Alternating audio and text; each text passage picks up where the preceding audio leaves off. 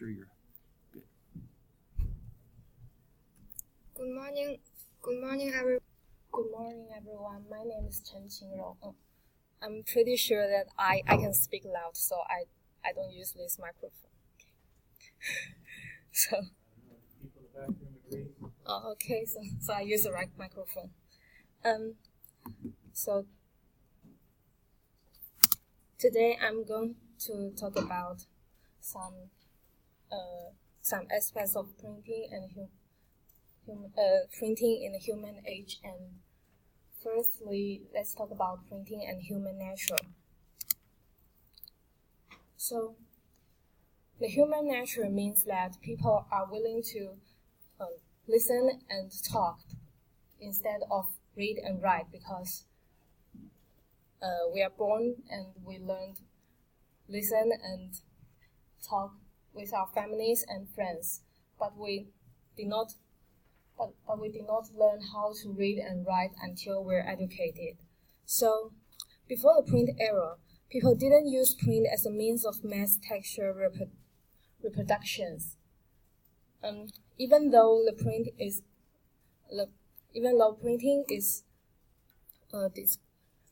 invented long time before the print era, but people still didn't choose it to produce printed texts. And during the early modern times, people still avoid literacy, even when some Europe states they make the literacy training available. Nowadays, there are still some people choose not to learn to read or write, especially in some developing countries, even though it is valuable and free sometimes. People still refuse to have some free education. So we can see humans really don't like to read and write very much. This is because listen and talk is easy for us.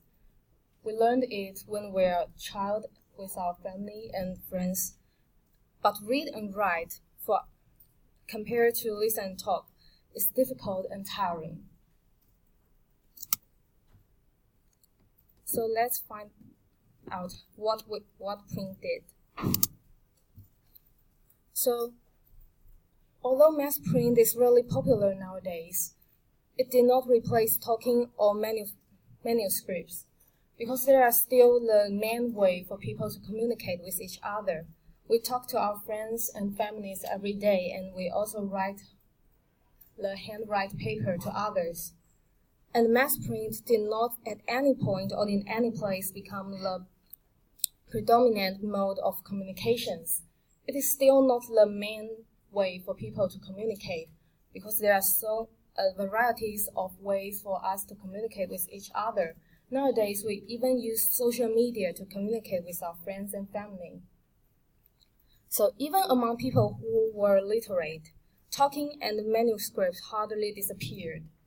We will never stop talking with our friend even after we finish our university study, don't we? So here comes the push theory, which I will explain it later in the PowerPoint. Print should have altered manuscripts, era, social practice, and values in these cultures. It should have formed the basis of a distinct print culture in a distinct print era. So it means that print has a largely impact to the culture, the manuscript era, social practice, and the cultures.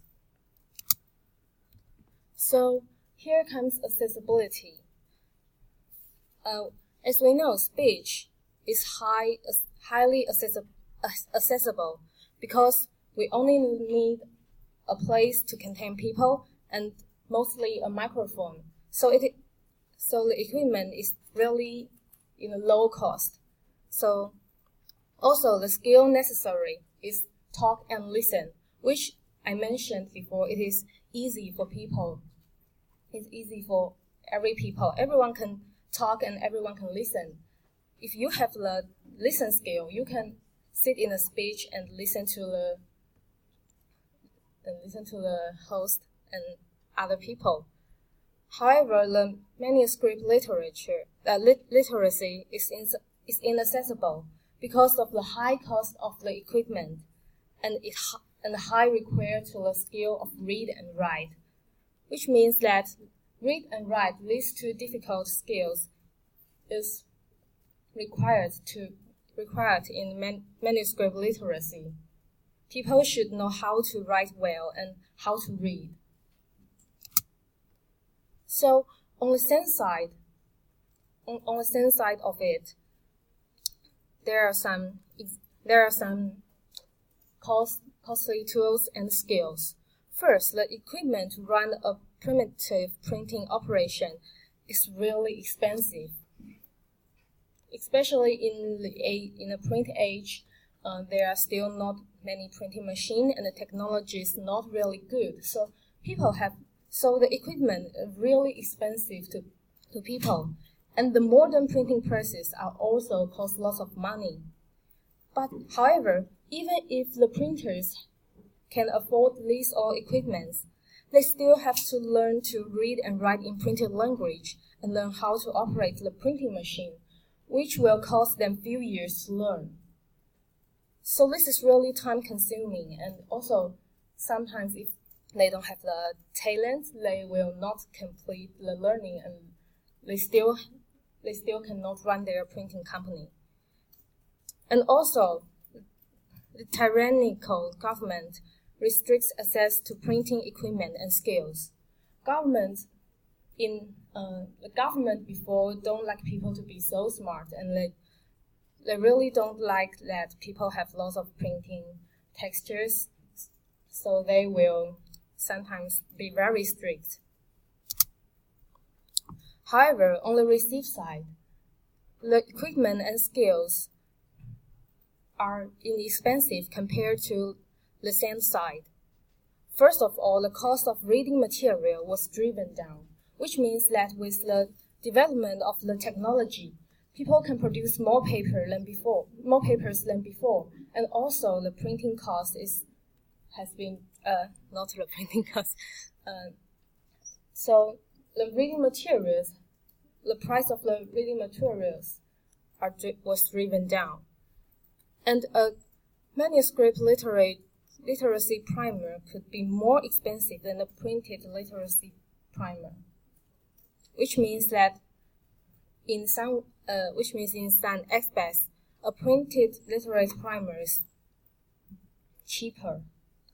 So it's also good for the receive side. And most importantly, it only requires reading ability, and the receivers needed to learn how to write well. Also, the flow of the printed text was like water run over the levee, which is hard to control. Once the textures come out and have many copies, it can flow in everywhere. So the information flows really quick, and it is really hard for government or the elite to control. So we can see on the sense side, it is inaccessible, but on the receive side, it's accessible. So how can we define it? It is inaccessible in the beginning, for there are only few printers. So, as I mentioned before, the printers was really expensive at the beginning. So there are only few printers, small print runs. Only the rich people and knowledgeable people can run a print. And also there are few readers because there are not many educated people. I just mentioned that people really don't like to learn how to read and write, which means they really don't like to accept the literacy training. But it became much more accessible as time went by because the cost of the printer was driven down. So there are many printers, large print runs, and also the government is the standard to run a print company. So after that, many countries encourage people to get education, to have education, and encourage people or push people to accept the literacy training. So there are more readers compared to before. Thus, we'll treat printing in its natural form as accessible on both the send and receive sides. So now we consider that printing is accessible. Here are some history about it. So in the late medieval Europe, elite controlled the manuscript productions. They made elites like princes or other people. They made every effort to dominate printing because they don't want people to be too smart, and they don't want the printed textures flows everywhere in people. So they spare no efforts. To forbid or to control the printing. But by the early 16th century, nearly every European state spared no efforts to limit who could print and what could be printed. It also means that government and the elite, they really don't want the printed text too much in the countries, and they really don't want people to be too smart.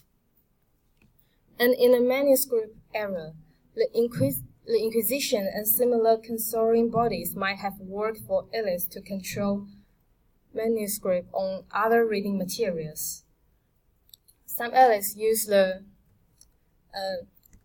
printed text as instruments to control people.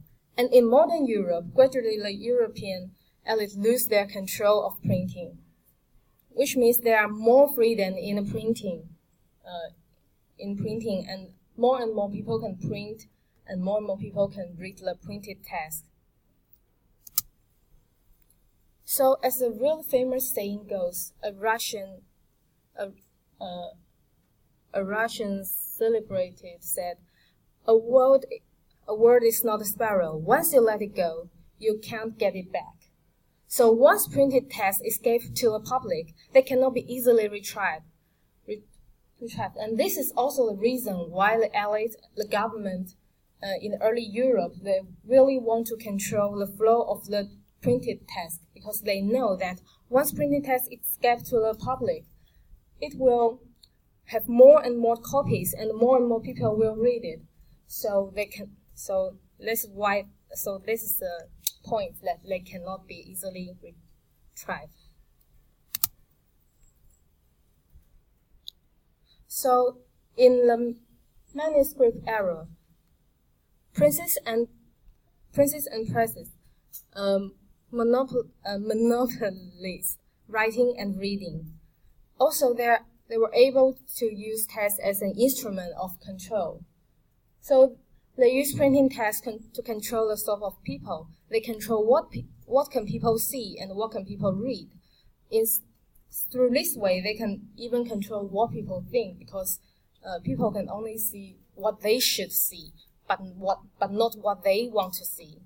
And in the print era, their monopoly was broken, and the instrument based on it destroyed, which means that in the print era, with more and more copies and printing machines appeared, more and more people fight for their freedom, and also because of the politics reasons, people have more freedom to print what they want to print and read what they want to read. So the monopoly of the elite was broken at that time. So now let's go to the privacy. We all know that speaking and listening are usually public. When you're speaking to others, if you don't control the voice, then many people can hear what you're saying. However, the manuscript writing and printing are often private, which means that if I only write a letter to you, and then only you will see the letters, not everyone. But if I speak like this, and everyone can hear me. So speaking and listening are usually public, but the manuscript writing and printing are often private. And the traditional printing is stand between these two. Because it can have many copies and it can also not have many copies, so it is kind of like semi-public. On the same side, traditional print makes senders hard to hide their identities and the content of their correspondence, and which means that the traditional print, if there are lots of copies, to hide the sender's identity will become much more difficult than the manuscript. And also, if there have many copies, and there will more people know who the sender is and what does the printed text say. So, as the number of the copies of the text you print goes up, so does the difficulty of hiding your identity. And that is to say, you can hide your identity if you're willing to use a small press with limited reproductive capacity, which means that if you are willing to use the big press and copies a mass of the printed text, it will be really hard for you to hide your identity. But once you use a small press and printed a little of the printed text, it will more easily for you to hide your identity. So it depends on what the way you use. And on the receive side, traditional print makes receivers sometimes hard to hide their identities and their correspondence, for it would seem to be semi-public. Semi-public is like half private and half public. You only need to follow, however, it is easy because you only need to follow some simple rules to get reading material anonymously, which means that you have the right to choose. You can choose to use large press, and of course it will cost that. You can't hide your identity if you use large press because there are lots of people will know your identity. But you can also choose using a small press and hide your identity easily. So the privacy of print began public and became more private as presses become more widely available and reading more common, which means that it starts very public, but gradually as time went by, it became more privacy. So what is the privatism? Some defense of right to read text lists, offenses, and the obscene text had to be mounted if the public was to be given what it wanted and print could provide, which means that people are always fighting for the right to read some forbidden text, like it is tasteless, offensive, or it is violent.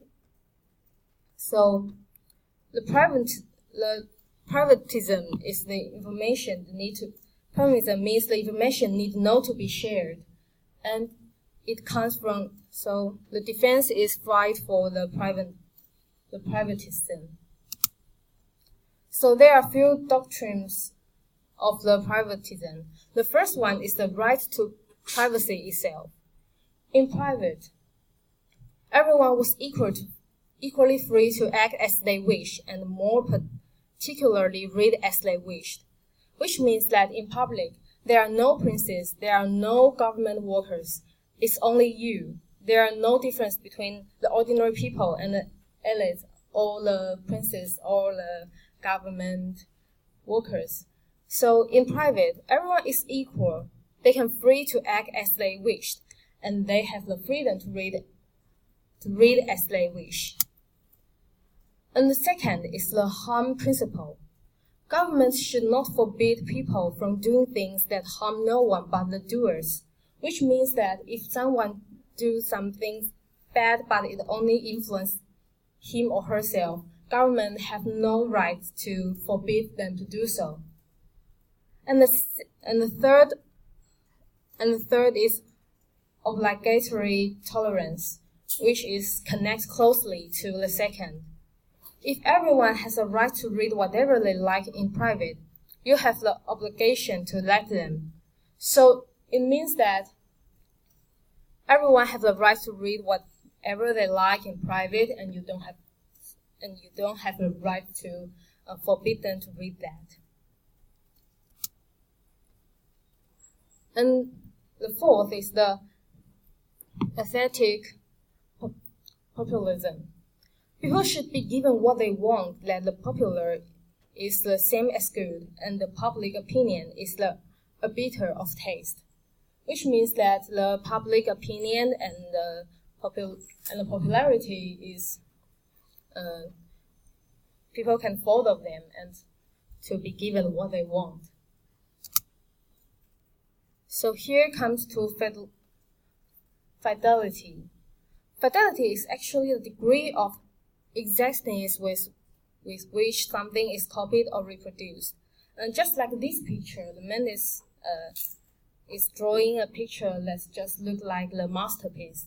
This is called fidelity.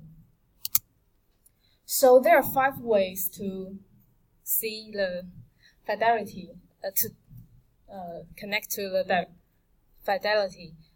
The first one is look. How it looks. Is it look the same? And how it sound? Smell. How is it the same smell? And taste and feel. Is it feel the same or is it not feel the same? So as constant test, print is low fidelity because the print cannot provide look, sound, smell, taste, feel. If you want to describe a masterpiece, you use the constant test. So you use the chapters or letters to explain the masterpiece, but it doesn't look like that masterpiece, and it doesn't, of course, sound, smell, taste, or feel like that. However, as constant images, print has somewhat higher fidelity, which means that if I have a copy of the masterpiece, at least it look and feel like that masterpiece. So it has higher fidelity. So the print network, we can know that print network is primarily symbolic and secondarily iconic, which means that it is more symbolic than images or some other things. And print is superior to writing in terms of its ability to reproduce images. And we could expect then that the principal impact of the print network, or rather the dominant symbolic aspect of it, will be the conceptualization of social practice, which means that the principal impacts of the print network will also influence the social practice. So here comes print and social practices. The ability of print to reproduce images centralized social practices from the beginning. Early printers realized that the more transgressive the picture, the more people enjoy it. Thus, many of the images were violent, sexual, or both, and no doubt they succeed. People always prefer the pictures with violent and sexual because people always prefer the negative side of the thing, and just like people are always focused on what happened bad today, but not what is good today, because we're both naturally to have more attention on the negative things. So here comes, I pick a pornography culture in printing as an example.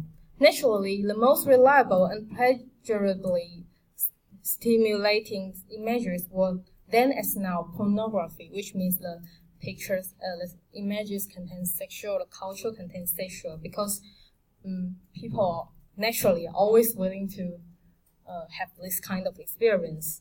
So though they were constantly under the gun of Kurdish, secular, and clerical authorities, pornographers managed to publish a reasonably large catalog of dirty texts with many dirty pictures. So the author of the books also gives some examples, but I didn't post it here. So I just want to emphasize that the pornography culture in the printing is still exists today. Actually, it will exist in the future. People always have the nature to focus on the violence, sexual, or some things that not that good. So here comes my questions. The question was, which reason below does not belong to the reasons why mass print is inaccessible on the sand side? Which means which one doesn't belong to the costly equipment and skills? Does anybody want to answer this? It's quite easy though. It's obvious.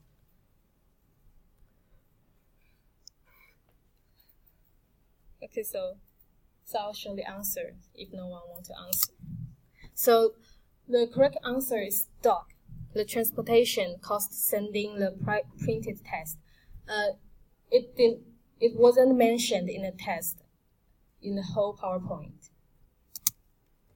Question 2.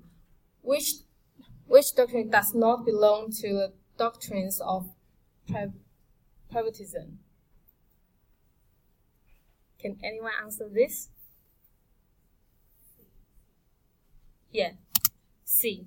It's quite obvious. So this is all of my presentation. Thank you.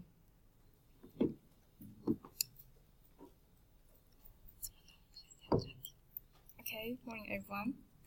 And I'm Yang Yixing, and today I'm going to talking about five features of printing, and its volume, velocity, range, persistence, and searchability. Okay, let's get started. The first one is volume. The content is the same as though you can write, but it has a much higher carrying capability. So volume, and maybe you can understand, is the content and carrying capability. So why is the same as those you can write? It's because the message you can produce with it are not typically any longer or shorter than those you can write. It means that if you want to produce a print, you have to write it down actually, so it doesn't produce the content is not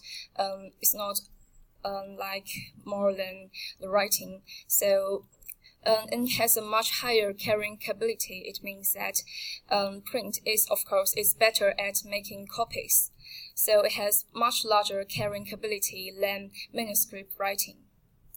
So actually we can draw a conclusion that print is a high volume medium. And then let's discuss about how the volume of print affects people's thinking.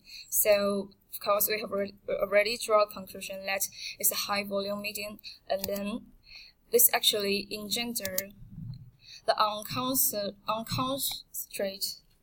unconstrained networks, and is also inexpensive.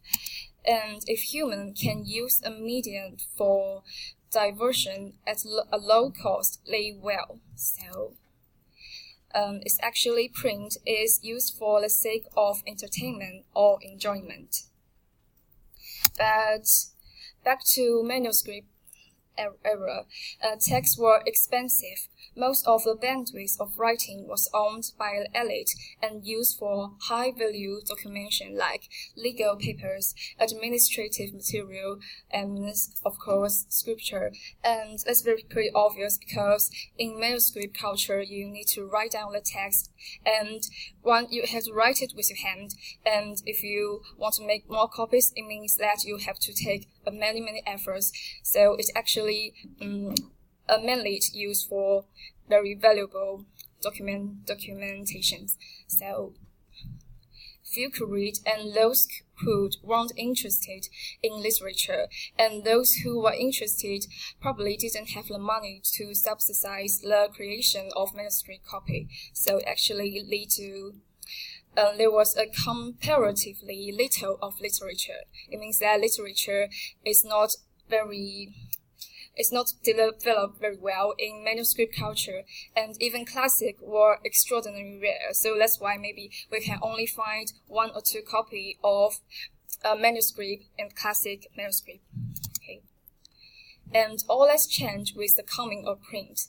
Print has the bandwidth required to accommodate both the serious stuff like law and theory, and a whole host of new types of fun to read writing. So it's actually develop of literature, and people going to use this wide bandwidth supplied by print for purposes of entertainment, and a modern hedonism captured by the nation of self-improvement, and particularly self-improvement through reading. So it actually developed a concept that through reading you can improve yourself, and this actually caused a debate between ideologist thinkers, and it actually lead to progressive thoughts.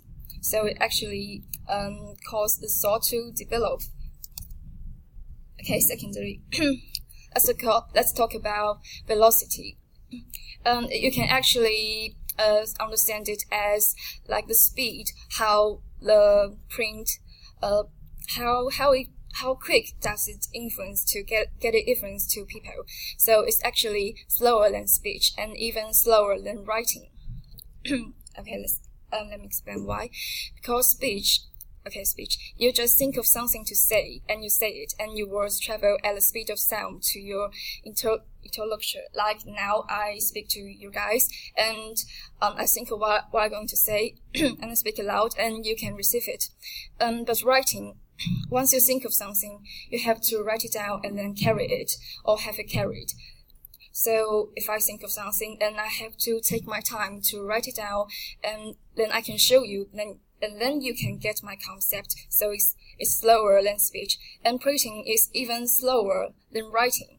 So it didn't change the amount of time it took to conceive of something brilliant to say. So if you want to get print, you have to write it out first. You must have to write it out first, and then you can get a copy, and then you have to physically move to the reader, which means carrying the documents by foot, transporting them by horse, or sending them by boat. Transporting the documents took up a lot of time in 19th century, so it's actually slower than speech and even slower than writing. Of course, even though it's slow, but of course it has some improvement. So first is velocity of printing itself.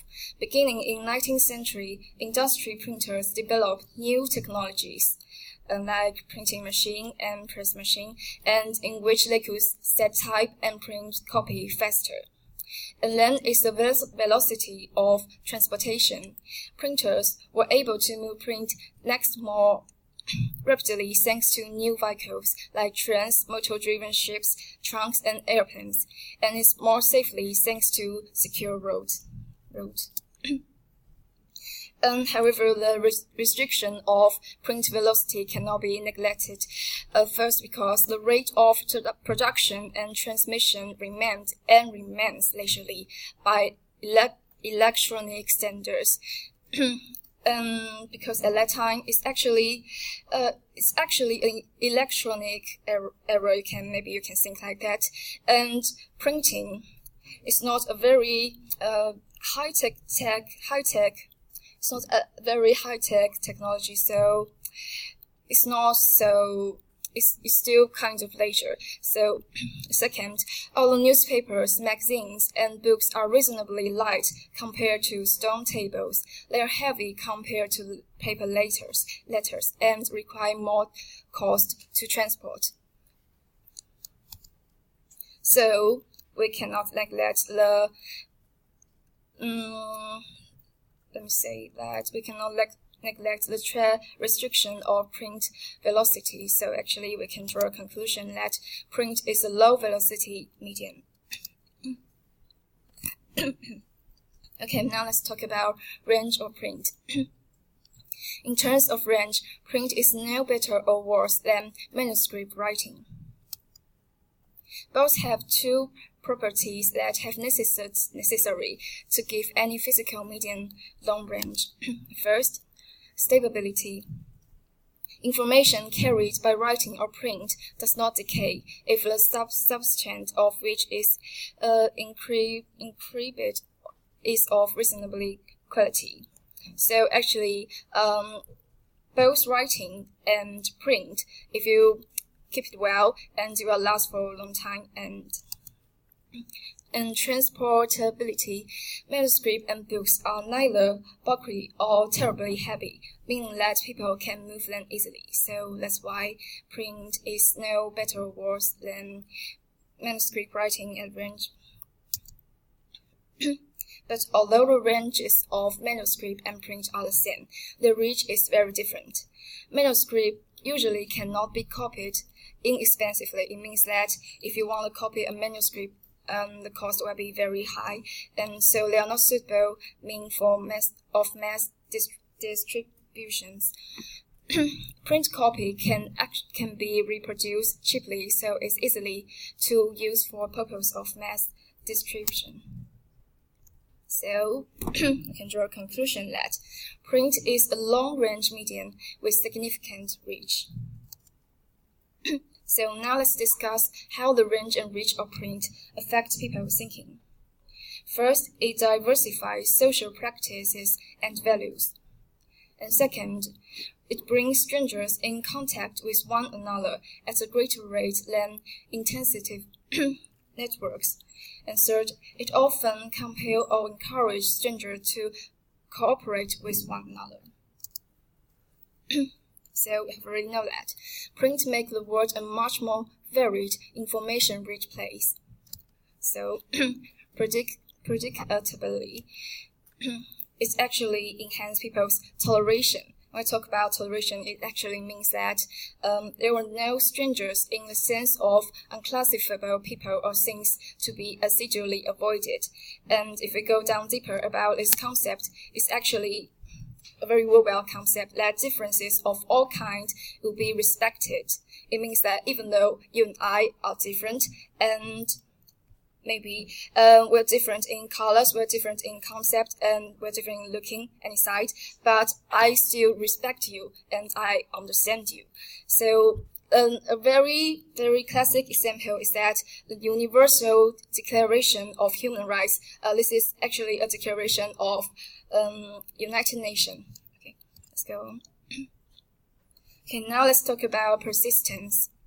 Persistence is actually determined by substrate, script, and language. And substrate is actually the thing that you print on. It's the basic like a paper or a wax. So it's actually very stable because early printed books were printed on tough stuff like mesh, blanch, and cotton wax. And nowadays, most printers are printed on a cheap quality acid-free paper that is meant to last hundreds of years. And then it's stable script. Though the world has thousands of language, it only has hundreds of writing systems. Maybe you can understand it as English letters and Chinese characters.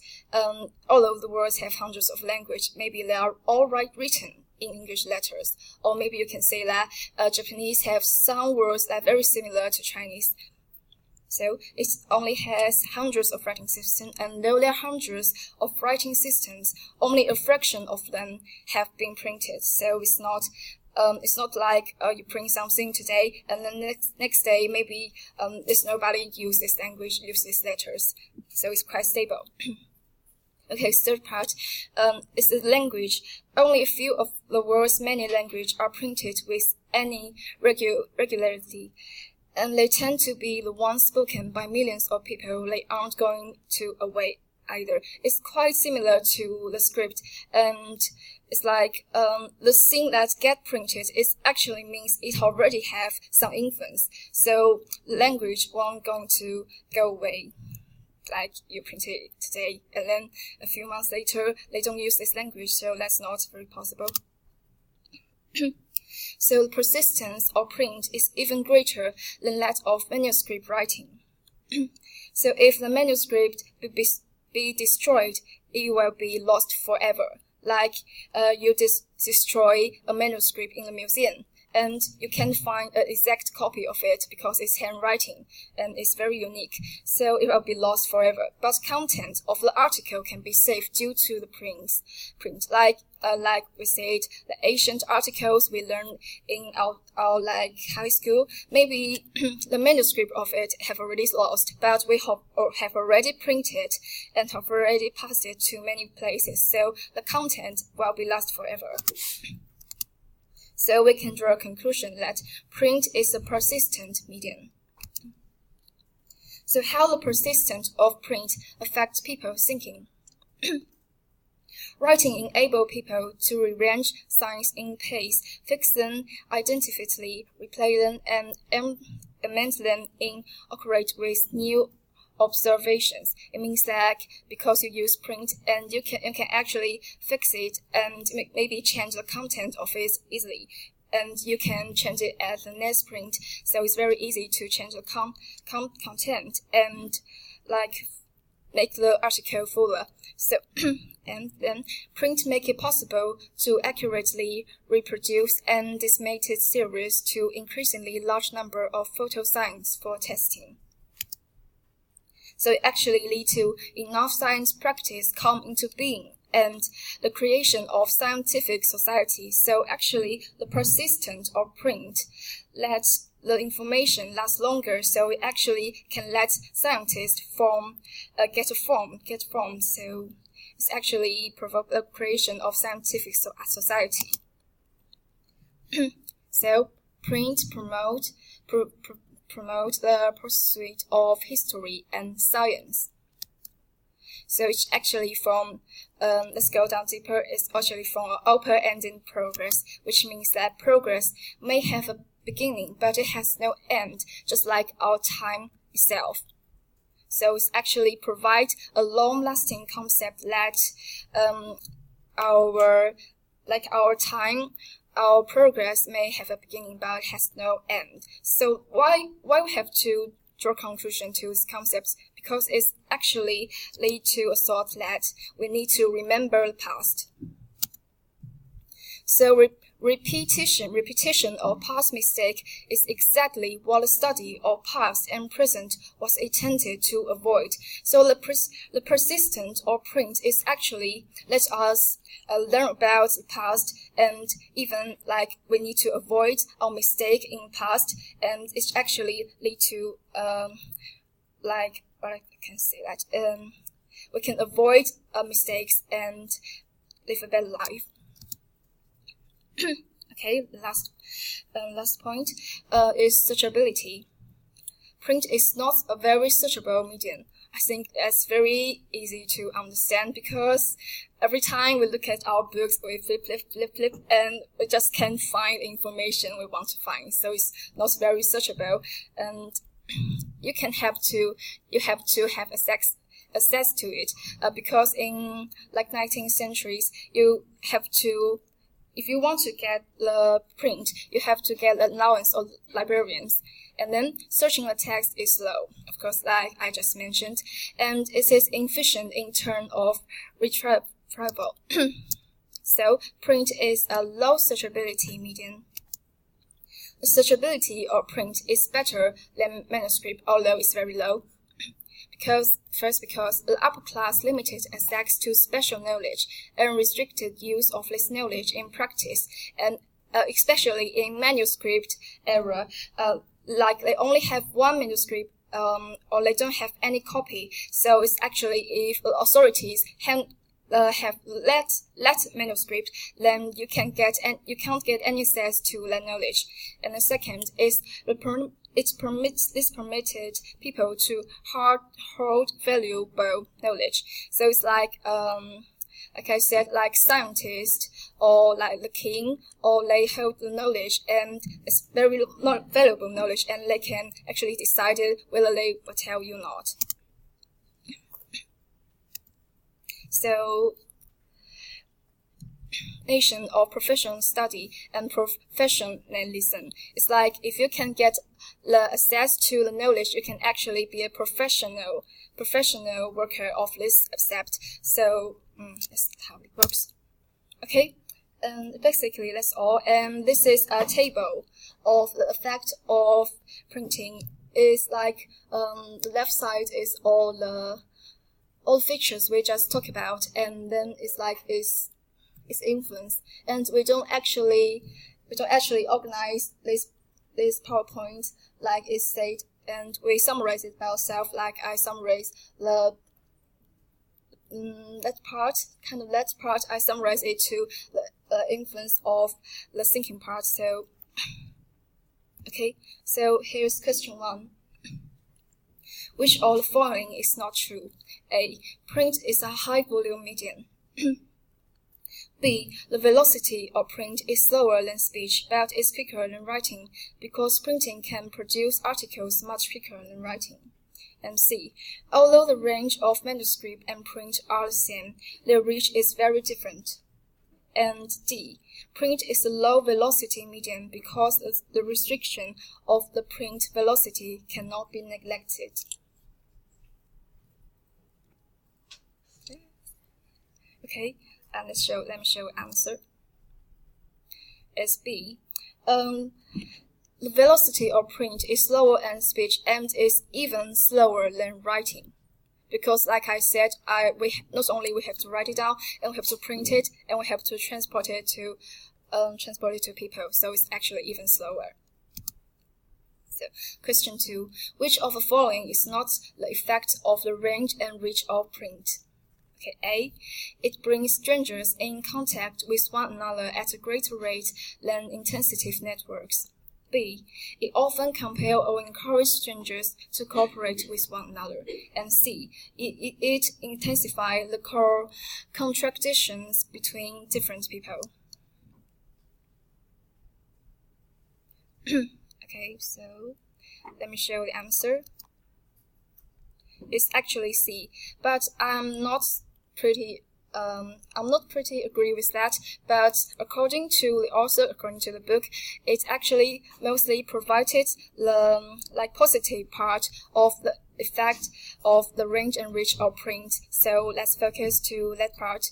So it's actually make the words connect better, and according to the author, it's actually minimize the contradictions. So basically that's all.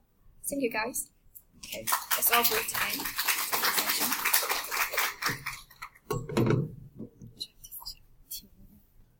Okay, I think I'll make a few comments before I go on to another related topic, not a different topic, but a related one. Do try to. This is a hard text to present, and so it's hard also for me to grade and even to analyze how a team does, because it's a hard text to present, a lot harder than the other text. So those of you who have this text, I have to have some mercy on you. That's hard to know exactly how to do this, because it's so, like I say, it's so much harder than the other textbook. Partly because Poe, I think, he's trying to fit everything into his model. I had a discussion the other day with Dr. Wong, as we were talking about we had interviewed somebody for another professorial job here, and there are pros and cons and why to hire and not to hire. And one of his criticisms of this person was that their research wasn't adequately theory-based. And I actually contradicted that. And I think the current research, current communication research is too theory-based, in the sense that it's trying to cram too much into theory. and yet our field is the most disrespected field in the world from the perspective of the professionals. I've been both, a professional and an academic, and my research has been a lot about this conflict between the professionals and the academics, the professors, if you would. And I think I mentioned before, one of the questions I asked, for example, was of the professionals, of the executives, of the media and PR, was if you could hire somebody and everything was equal except one had a master's degree and one had a PhD, which one would you hire? And the vast majority would not hire the PhD. They would hire the master's degree. That by itself should tell you something. That they totally disrespect the PhD. In my mind, then I compared it. My brother had his PhD in agronomy, which is basically how to grow crops better, and did a lot of research with pesticides and herbicides and things like that. My brother would have been hired by the industry like that, and anybody with his skills would be, because he was of great value to them. In fact, when he died of Lou Gehrig's disease. Lots of people from the industry came to his funeral. They respected him so much. And a lot of his publications, he had like 1,500 publications that were mostly in the trade, in the industry publications. So he was always trying to communicate what he learned to the industry. And the industry respected that. And they respect most people in his field who for their research, because their research is practical. Their research can be immediately applied by industry. The research of communications cannot be applied in industry. At least the professionals don't think it can be. They totally disrespect not only the PhD, but all the work the PhDs do in their research. They see no applicability in the real world. So Dr. Poe represents that arm of the communications academia. He is producing some interesting stuff to other academics with no interest at all to professionals. So when we interviewed this guy, his research was about basically the work of professionals in a war zone. And he had interviewed a bunch of professionals about what kind of conditions they were working under when they were under fire. And that many of them were not being provided bulletproof vests, for example, not being provided helmets. And a large number of them were being killed. Now, and then Dr. Wang's perspective was, well, there's no theory here. And my response was, but there's applicability here. This is of value to the professionals. It's of no value to the academics, and it's of great value to the professionals. And therein lies the problem in our industry, in our academic pursuit right now in communications. From the very start, it was initiated by psychologists and sociologists. And so all the early research was done by them. And again, right from the very start, had almost no applicability. Because it was taken from that theoretical perspective from the beginning. When I was young, and some of my early publications, they still had not become so focused on theory, and yet it was still disrespected. Don't get me wrong. Our industry, because it was so psychology and sociology oriented, it was still disrespected by the professionals.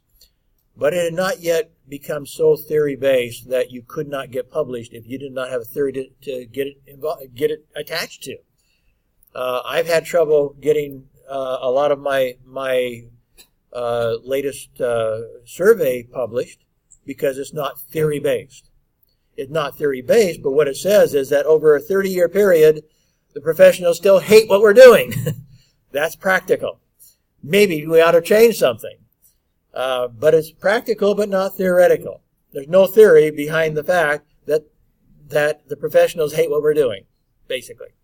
They just hate it. And they've hated it for the last 30 years because I used a lot of the same questions I used 30 years earlier in the same questionnaire that I sent out this time. And they have about the same level of hate. They still hate it. They hate what we're doing in academics and how we're preparing you for the real world and in our research. They hate us. So basically, Dr. Poe represents, I think, a major problem in our communications research and academics. He's totally theory. His book is totally irrelevant to the real world, basically. So I have a hard time with the book, as you can tell. So the fact that I feel compelled to present the book is a problem, because anyone who's presenting it is presenting something that I think is irrelevant. In fact, ironically, Dr. Poe himself talked about the importance of relevance. And yet, when you get done with this, the question is, so what? So what? That's the question of relevance. Did you just learn something that you're going to keep for the rest of your life? That's the problem. I don't think so. I don't think hardly any of it will be relevant to you once you leave this class. And that's a problem.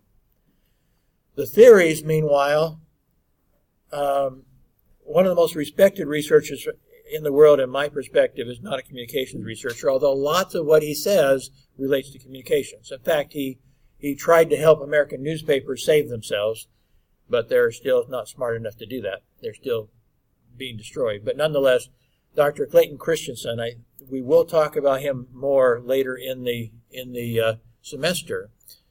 But a lot of what he has to say does relate to to what was taught today, for example. He divides innovation in different categories than anybody else. And one of his divisions of innovation is what he calls the disruptive innovation. So some of you may have heard of this term. Disruptive innovation has been coined and has become part of the vocabulary of the world because of Dr. Christensen. In fact, he was warned when he first wrote his book, his original book about disruptive innovation. Why did you call it that? Everybody's going to think it's a negative thing. But actually, the more I read from Dr. Christensen, the more I agree that was a very good term. So one of his superiors at Harvard University said you should have just called it the Christensen principle, something real neutral. But disruptive makes it sound very negative. But now the word disrupt has taken on a whole new meaning, kind of like Dr. Poe's trying to do with his vocabulary, but Dr. Christensen really has changed the world. Now we use the word as a new company disrupting an old company. That's becoming very common vocabulary in the business world, because that's what it's all about. He's talking about how a new idea suddenly will come into the business world and destroy the established monopolies. Something that seems impossible. And especially in the old days, it took antitrust laws and stuff to go in and break up the big monopolies. But in this day and age, in this information age particularly, with the increase of technology and the development of new technology, more and more monopolies are being destroyed. They're not able to fight off the newcomers in their industry. And so part of what Dr. Christensen teaches is very relevant to what Dr. Poe is talking about. Dr. Poe is very much into the push-pull theory, as you may have, and I appreciate that this team started to explain a little bit the push-pull theory. We haven't really talked about it very much in the previous weeks. But again, I think Dr. Poe is trying to cram stuff into a theory, as he's also trying to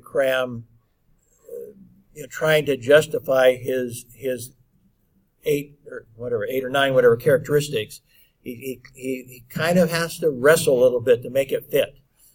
For example, when you start talking about velocity, for example. It's so hard. Again, you're putting different concepts together. In a second, I'm going to try to speed through a PowerPoint of mine of what it looks like to work in a daily newspaper in America, what it visually give you a virtual tour of a newspaper. A newspaper in America, a daily newspaper, of course, has to go out in one day. We would sometimes put out 100 pages in one day. We would, the editors, like myself, would start late in the afternoon because we'd be working until after midnight. I wouldn't get out usually till at least 1:30 or 2 o'clock in the morning because I was a late editor. I was the last one to look at the newspaper before we sent it out. During my period of time, we developed new technology.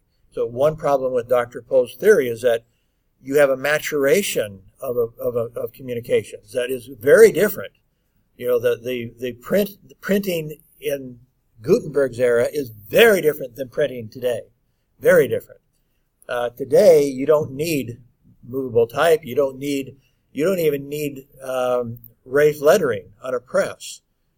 You put an aluminum piece of metal that has a coating on it, expose it to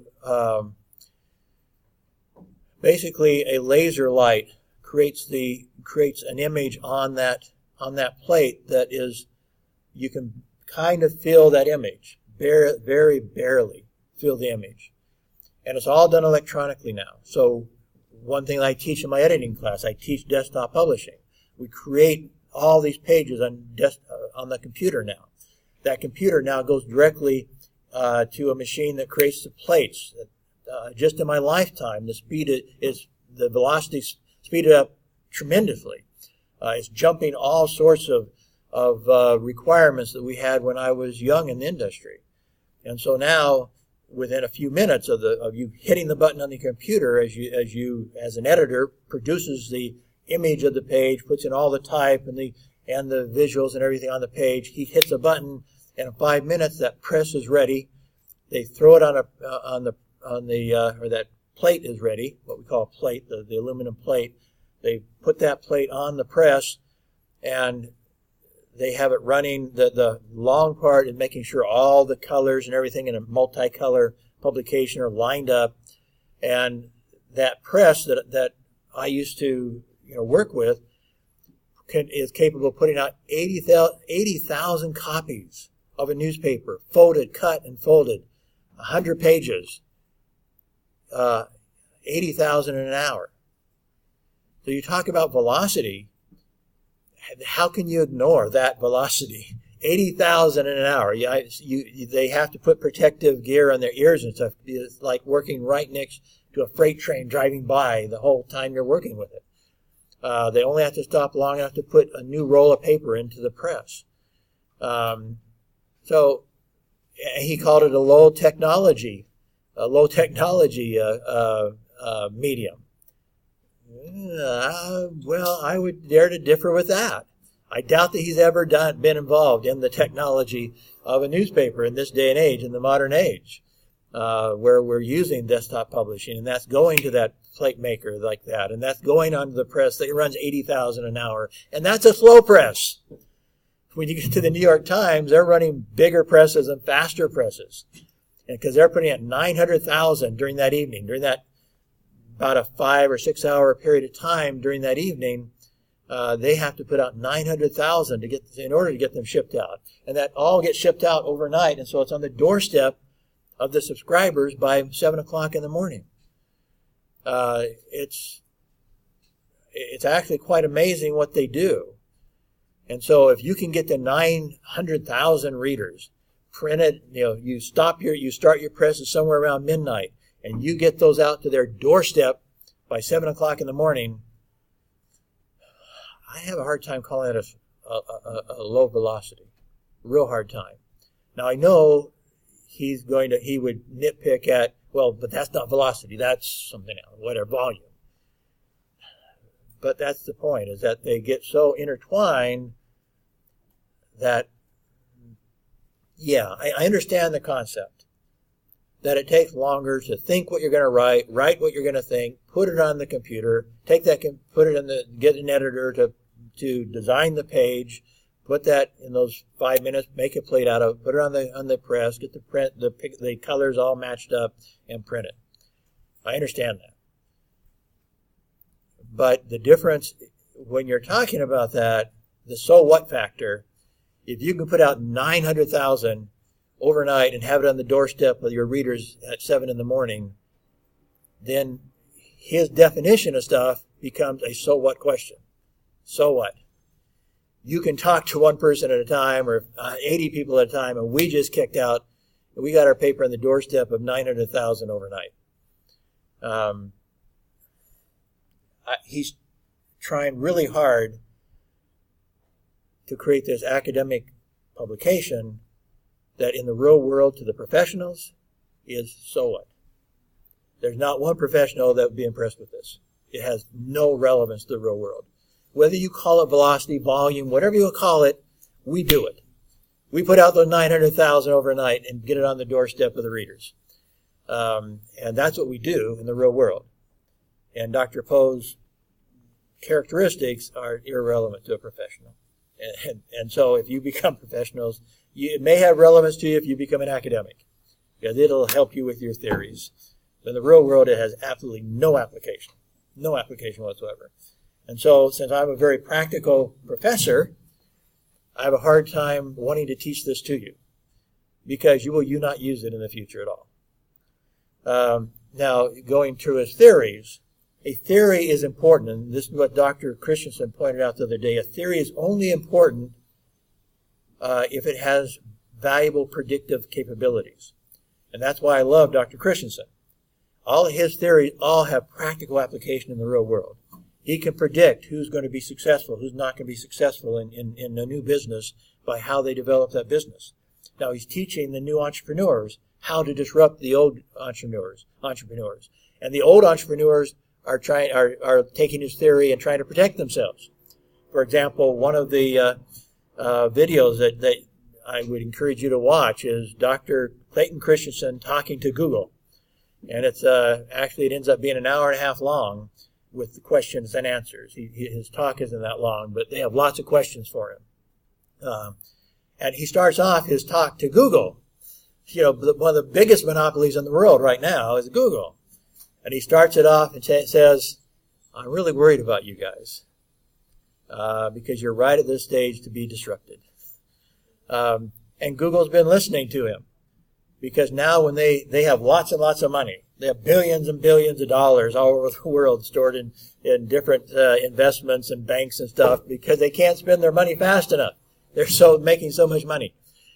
And when they create a new business, they have listened to Dr. Christensen. And one of the things that Dr. Christensen has taught is you can't be a disruptive business with an established business mentality. You can't do it. You have to, when you want to go after somebody, you have to have a different mentality. And the problem with an established business is that their mentality is protect our profit. And a new business it actually leads them to make decisions that ultimately will destroy themselves. For example, in one of the videos I just watched of his in just the last few days, he was talking about, I can't remember all the names of the players here. He was talking about Nortel and Lucent, I believe. Anyway, a certain type of switchers that they use on the internet. And maybe I'm better off at using the example of computers. It'd be clearer to you. He talks about the development of the computer. Now it started off, and this again is a problem with trying to analyze communications from the way Dr. Poe's watching it. It is this maturation and what happens. And I think Dr. Clayton's theories are better than Dr. Poe's theories, or the push-pull theory. So you have this, we started off with computers where the computer was taking up an entire building. It cost millions and millions of dollars for one computer. And so a university could maybe own one computer. When Dr. Christensen was working on his master's degree, at the same time I was working on my master's degree, when we wanted to analyze data, we had to take our data to take our questionnaires to somebody to put them into a punch card. And that punch card was what they're going to run through a computer. And so I was going to read the holes in this punch card. And since the computer, they only had one computer on campus that was available to us, I took my punch cards to a master's student in computer science. He ran them through the computer, and I could very quickly see, by the way, I never published my master's dissertation, my master's thesis, even though it was world class. It really was world class, the approach to it. I never published it because I could tell immediately that the data was not read properly by the computer. Because I had analyzed it enough just myself to realize they were way off in their analysis. And so he ran it again. And I still saw there had to be problems with it. So then the chairman of the computer science ran it again. I decided I would trust his, but then my own communications professor overseeing my project, he didn't trust the computer science chairman. He ran it himself. And so I had 4 results from one study, and I just said, I can't honestly publish this with any great, any respect for the data. Ran 4 times, and all the data was different, using their multi-million-dollar computer with punch cards. But it drove me crazy. But anyway, then, of course, you got what they called mini computers, which were a lot smaller and cost a lot less, but they still were too expensive for the average person to own. They were still in the tens of thousands, and so they would have a few more of those. Their language was not, the computer language wasn't developed to a degree where the average person could run it anyway, so you needed somebody who had a computer science degree to run the mini computer. But then the PCs came out, and even the history of the PC was slow developing. When the PCs first came out in the early 1970s, they had no software hardly at all. You could play games on it and do a few things, but you had to learn programming to make any use of it. And so by the 1981, when I started teaching, we had a few PCs, but again, one PC would have one piece of software, another one have another piece of software. They weren't compatible or communicative with each other. It was still a major problem. So I mentioned there was actually an advantage to the world when monopoly was established by Microsoft, and suddenly the world was forced to deal with Microsoft. It took a while. We still had the division between Apple and Microsoft. And at that point, Apple was not communicating with Microsoft software. So there was still a problem there, but gradually they worked that out. And gradually, in the 1990s, not that long ago, they finally started getting some software that the average person could analyze their own data. The average person could do lots of stuff. They could communicate with each other fairly effectively. And the computers came down to where the average person in America, anyway, could buy one. Meanwhile, go back to the companies who were strong in developing the big computer, that multi-million-dollar computer, came down to the computers that were worth tens of thousands, and now somebody comes up to them and says, "Hey, we should start producing this cheap computer that, by the way, we don't make very much profit off of, that our current customers can't use because they're too smart for this, and they do much better with their current computers than this. But we need to start producing this cheap computer that the average person can buy that will undermine our market and ultimately destroy all of our current customers, our relationship with them, because they will start turning to eventually maybe abandon us if we promote this. Isn't this a good idea?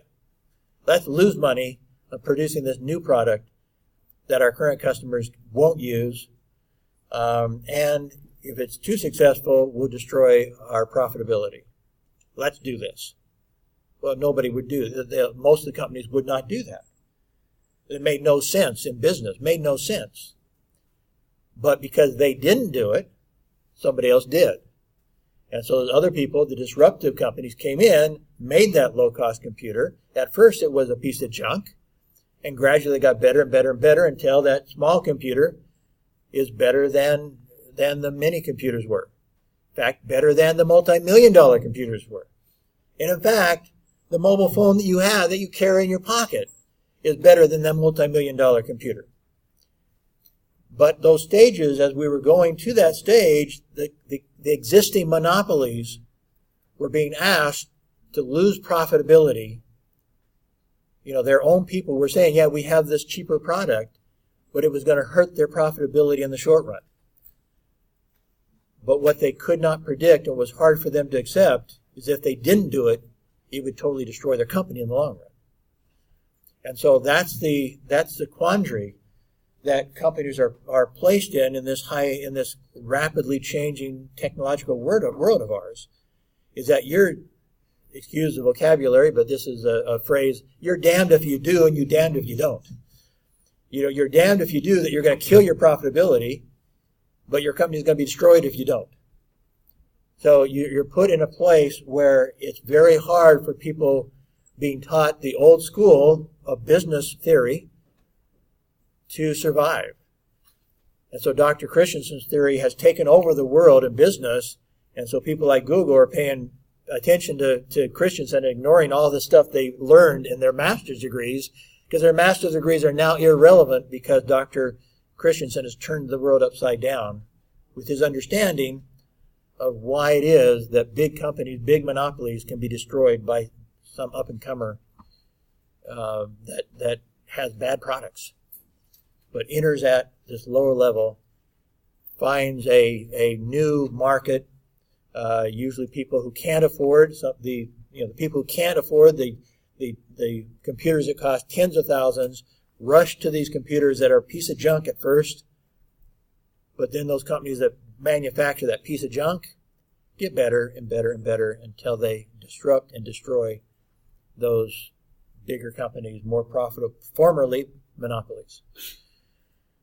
So that also is a problem with the push-pull theory. Now, I know they try to fix this, but it doesn't become, actually Dr. Christensen explains it a heck of a lot better than our push-pull theories and the other theories of communications. And so his area, even though he's a business professor, gives us more valuable information to communication companies like Google, and more valuable information to even newspapers and TVs if they'll listen to him, than our different theories in communications. Our theories have very little predictability. They do very little for the industry in predicting the future and knowing how to handle it. Almost nothing. But Dr. Christensen's do. So they're listening. They're listening to him. And so that's the value of a theory. Is it able to predict the future and give you valuable insight as to what you should do about the future? Because if the theory doesn't do that, it's really of no value. If it's only looking in the past and analyzing the thousands of years of history of the past and can't predict the future, then the real world has no use for it. Theory is needed, though. And Dr. Christensen's work has demonstrated this. The business world is demanding more and more from Dr. Christensen because his stuff is predictable. He can predict the future. And he can tell a company like Google, you better watch out. Now, what has Google done about it? They can't help but be a successful company. So their CEOs of the successful company they can't change their thinking a lot, but Dr. Christensen talked about going to Intel. Intel has a monopoly on chips. And so the owner of Intel had him come out and give them a short explanation of why his theories were important to them. And at that time, Intel was being challenged by two companies making cheaper chips. And basically after a relatively short presentation, the owner of Intel was smart enough to say, what you're telling us is we're going to have to go down and destroy those guys. We can do whatever we have to do to destroy them. If we have to make our chips cheaper, whatever we have to do, we can't let them get a foothold, or they will come up and disrupt us. And doctors say, yeah, that's pretty much it. Yeah, so you can't let, even though they're newcomer, even though they're just getting out, they don't have any money, they're coming in with just cheap product, you have to destroy them somehow. If you're a monopoly, you have to figure out how to destroy them. And so Intel did that, and Google is prepared to do that if it has to. But meanwhile, it's starting its own companies, and its own new companies. It refuses to let its current company have any say-so in the new companies, because the established company thinks differently than a disruptive company, and so they totally draw lines in all their investment, all the companies they invest in.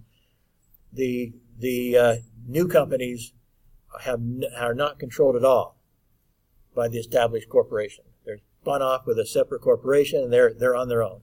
You guys sink or swim on your own. You guys have to think like disruptive entrepreneurs.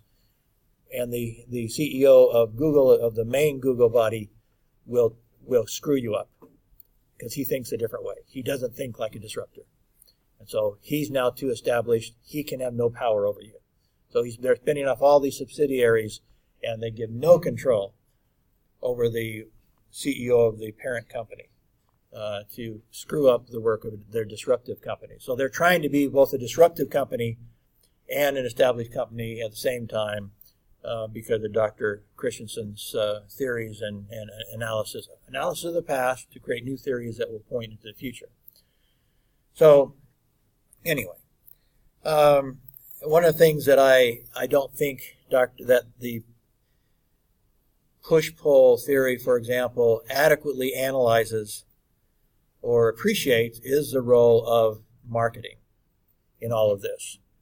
One of the videos I'm going to put up this week in order to emphasize this, I always get his name mixed up with another. So anyway, there'll be a video up there that you'll see, one outside video that you should watch. And you can use in your writing, because you'll appreciate this guy too. He's talks about basically the spread of innovation in this new era that we live in, and so it is a very valuable TED Talk. It is again, but one of the things he points out, for example, again outside of our area, but he talks about bread. The guy who created the bread slicer, he couldn't sell it to anybody. Nobody in around 1910, when he created it, saw any value in a bread slicer. And so his bread slicer went nowhere for 30 years. Nowhere. The push-pull is going to suggest, well, you have a tinkerer. That would be the guy who created the bread slicer. And Dr. Poe kind of suggests, and the push-pull theory kind of suggests that the tinker doesn't expect to make any money. I don't agree with that. I think he expected to make money. Problem is, he doesn't know marketing. And so the tinker that creates the product doesn't know marketing. He creates it, and it just sits there. And it does nothing. For 30 years, it does nothing. Along comes an American company called Wonder Bread. And they figure out a way to market it. And so for 30 years, it does nothing. In 3 years, because of Wonder Bread's marketing, it becomes the majority, the sliced bread becomes the majority in America.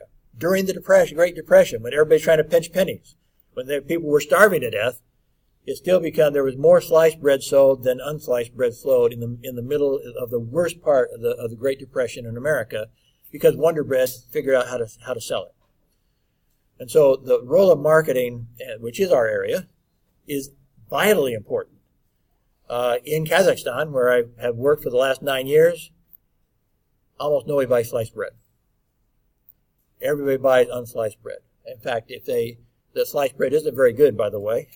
They have it, they call it toaster bread. The only people that buy it own a toaster, and most people don't own a toaster in Kazakhstan. And so it's a relatively new free market. Just gained its independence from the Soviet Union, which was communist controlled, and therefore they didn't see any reason why should we produce toasters for people. What good is toasters? So in the communist mentality, toasters were irrelevant. Therefore, they didn't create toasters, they didn't market toasters, they didn't build toasters. And so when Kazakhstan became a free country in 1992, it was on its own now. Do toaster to toast or not to toast, whatever. Nobody's marketed toasters to them. Very few people, even middle-class people, own toasters in Kazakhstan because nobody's marketed toasters. Nobody's marketed sliced bread. And so Kazakhstan is still 1930 America when it comes to toasters and sliced bread because nobody's marketed it. And so I would say the amount of sliced bread in Kazakhstan sold is about maybe 1/2 of 1%. Literally that small. Nobody buys sliced bread in Kazakhstan. So it's a whole, the role of marketing is so pivotal to any product. When you finally, I don't think so much that the tinkers don't think they're going to make profit. The tinkers don't know how to make profit. That's their problem. They don't know how to do it. And so they fumble around and they don't get anywhere and somebody else comes along. I think you can, I mentioned before, I would bet that somebody came up with the idea of Facebook before Facebook. But they probably took it to a big company. They were probably part of a big communications conglomerate and said, hey, we ought to do this. And the people at the top of the conglomerate said, we don't do that sort of stuff. That's silly stuff. And so they didn't do it.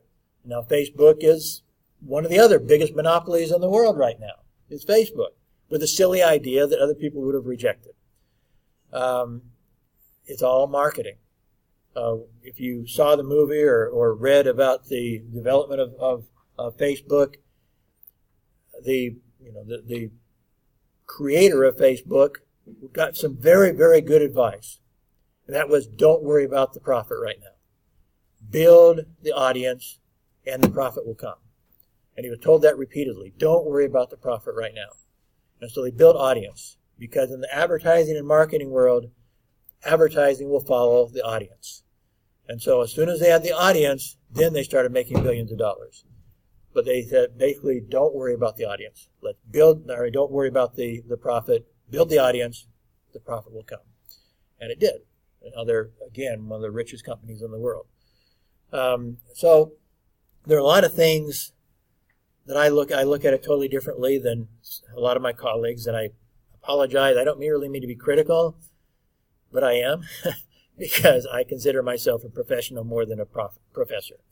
And I think a lot of the research, as I said, whereas my brother put out research that he was given millions of dollars in research grants to do what he did by the industry companies because they needed his research.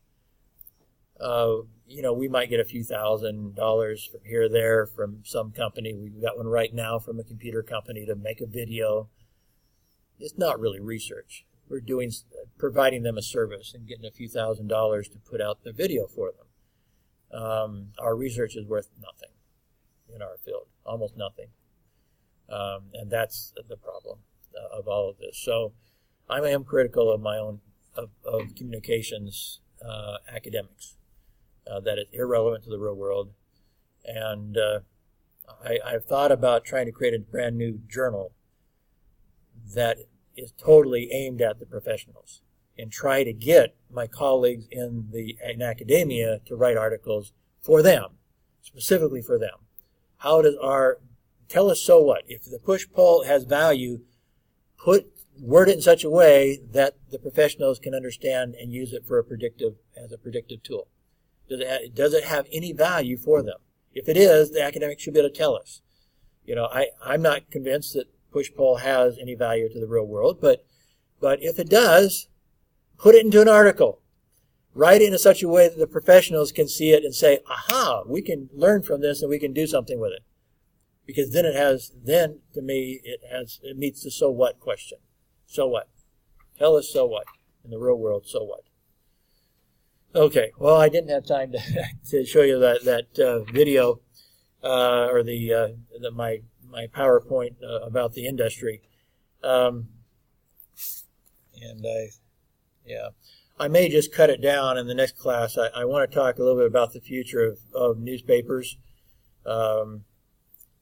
Newspapers here are doing quite well. Newspapers in America, and I believe the trend will spread globally over a period of time.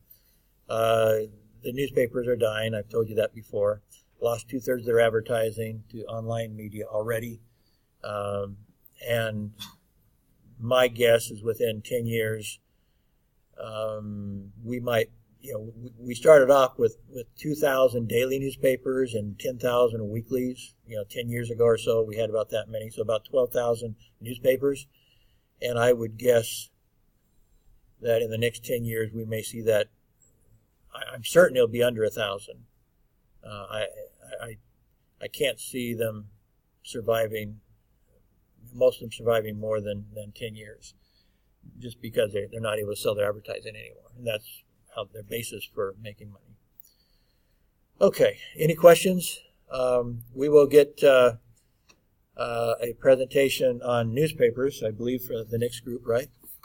And then following their presentation, I will give you a quick tour of a newspaper, of just a middle-sized newspaper in America, with its 80,000 per hour press and all that. You get a little bit about, do that fairly quickly, and then talk about the problem with newspaper economics and why they're going to be destroyed, and let you see the numbers. See the numbers, for example, the newspaper advertising is going like this, and Google advertising is going like that. My perspective is they have not figured out at all how to. I'm not even sure they really totally comprehend the mess they're in. I don't know that they really comprehend who their competition is, because they have done nothing to combat their real competition, Google and Facebook. And there are ways they could do it, but it would take a lot of cooperation. I do propose a method for them to do that in the book that I recently co-authored. I think it is possible, but they're showing no signs of being willing to do what it takes to survive. And the statistics show no improvement. And when we get to TV, I'll say the same thing about TV, that they're just 10 years behind newspapers. They're going to die too, because they also haven't figured out who they're competing against, and they anyway, that's another issue. Okay, thank you.